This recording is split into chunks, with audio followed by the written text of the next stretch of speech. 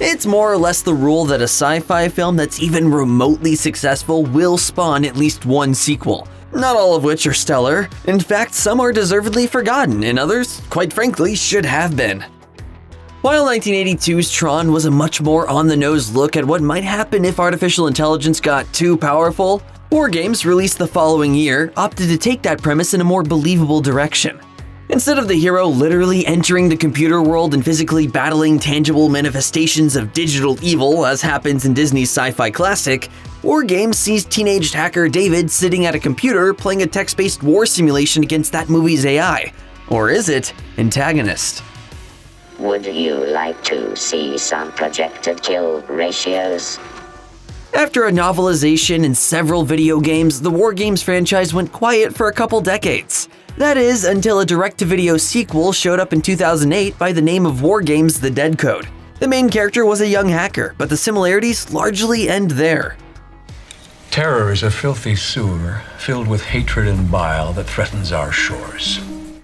The film never seems to quite settle on whether it's trying to be a remake or a sequel, but the DVD packaging classifies it as the latter, so that's what we're calling it. Either way, The Dead Code was dead on arrival, met with dreadful reviews, and failed to be noticed by existing WarGames fans or create new ones.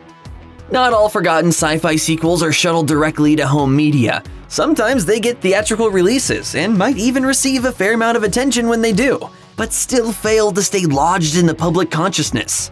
Such is the case for 2010, the year we make contact, the 1984 theatrical sequel to Stanley Kubrick's 1968 classic 2001: A Space Odyssey, generally considered to be one of the best sci-fi movies of all time.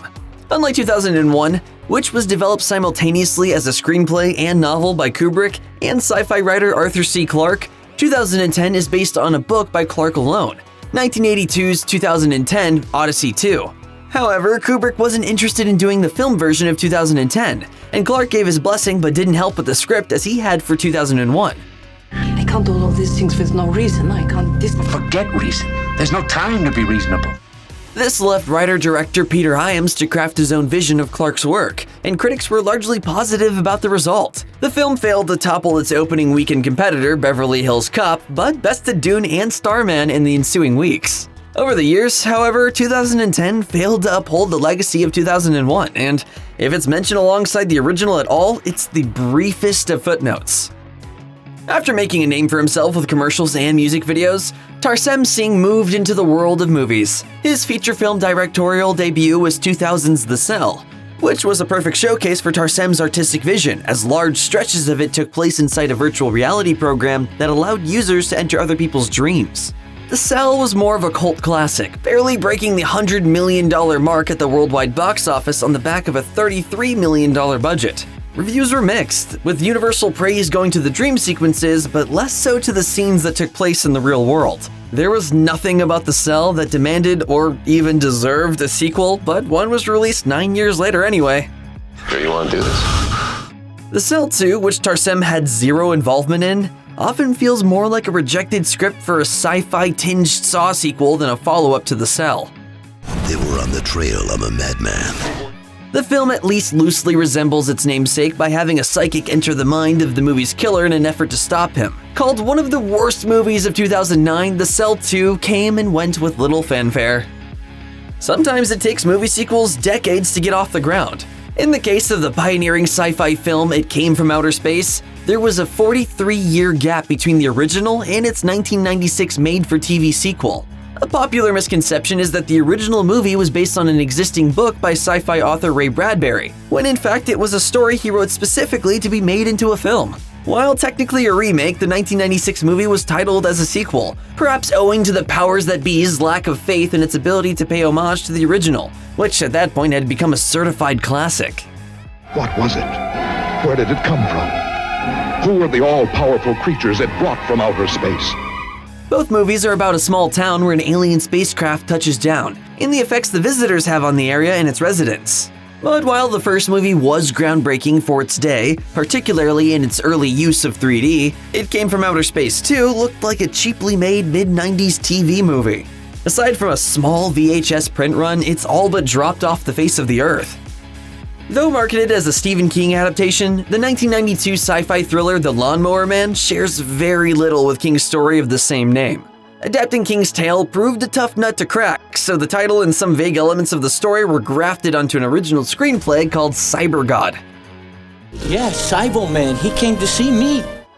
The resulting movie was critically panned and is considered among the worst Stephen King films. But it became a cult classic due in large part to its cutting-edge use of computer animation, telling the story of a gardener named Job Smith who becomes a fully digital being and begins killing people via cyberspace. The Lawnmower Man would have likely been forgotten in and of itself, if it weren't for its visuals and the publicity it received when Stephen King sued the film's producers for using the name of one of his works to sell a seemingly unrelated product. So the fact that it has a forgotten sequel isn't surprising. Actor Jeff Fahey was replaced in the role of Job by Matt Frewer, and true to its title, Lawnmower Man 2 Beyond Cyberspace sees Job's reach extend to more of the real world, with his appearance no longer being entirely digital. While likely done for budgetary reasons, the decision robbed the sequel of most of the charm of the original, and it was a massive box office flop.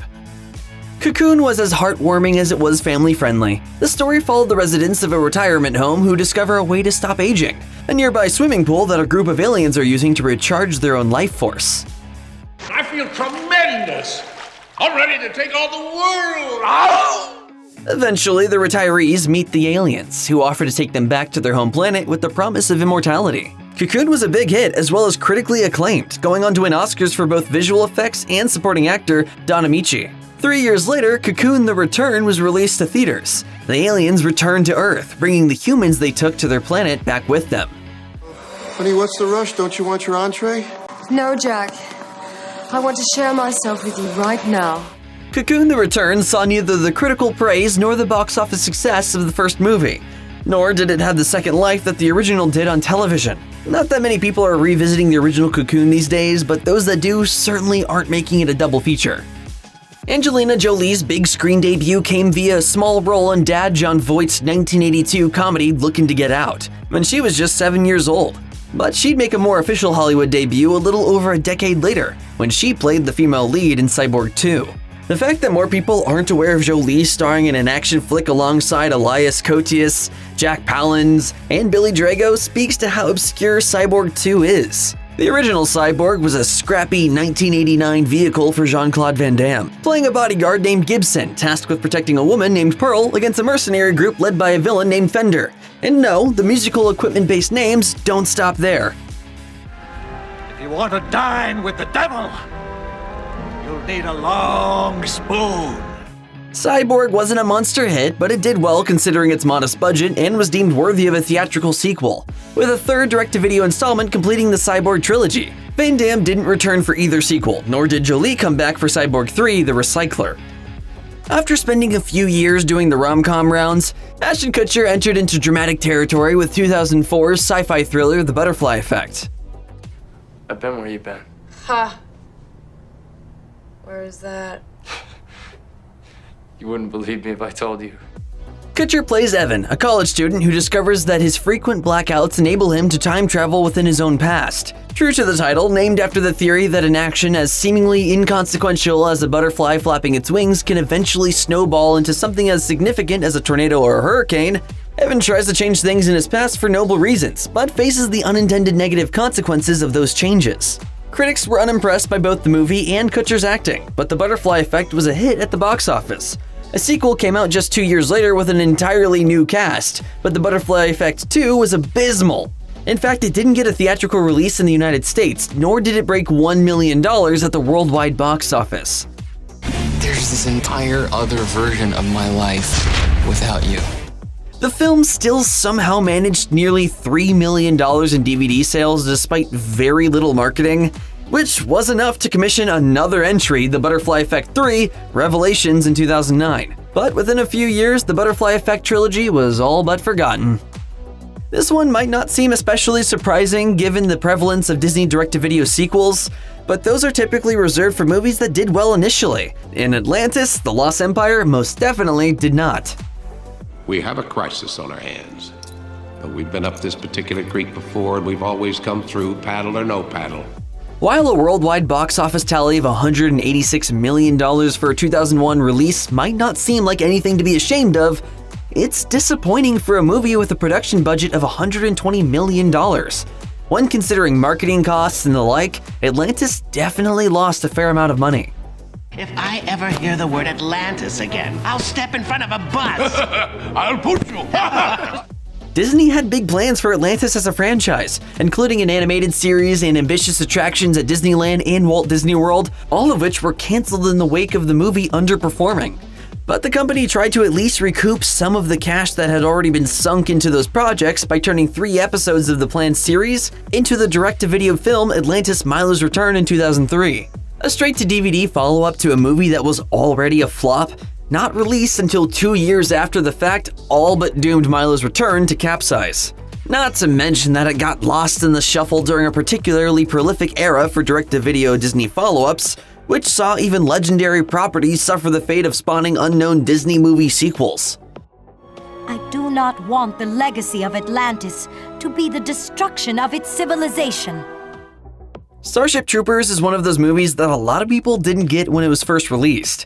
It was directed by Paul Verhoeven and written by Edward Neumeier, who previously teamed on RoboCop, another movie that was initially misunderstood, but eventually re-evaluated when people began to take a closer look at the satirical subtext. Nevertheless, many people still took Starship Troopers at face value as a straight sci-fi action film and were disappointed as a result.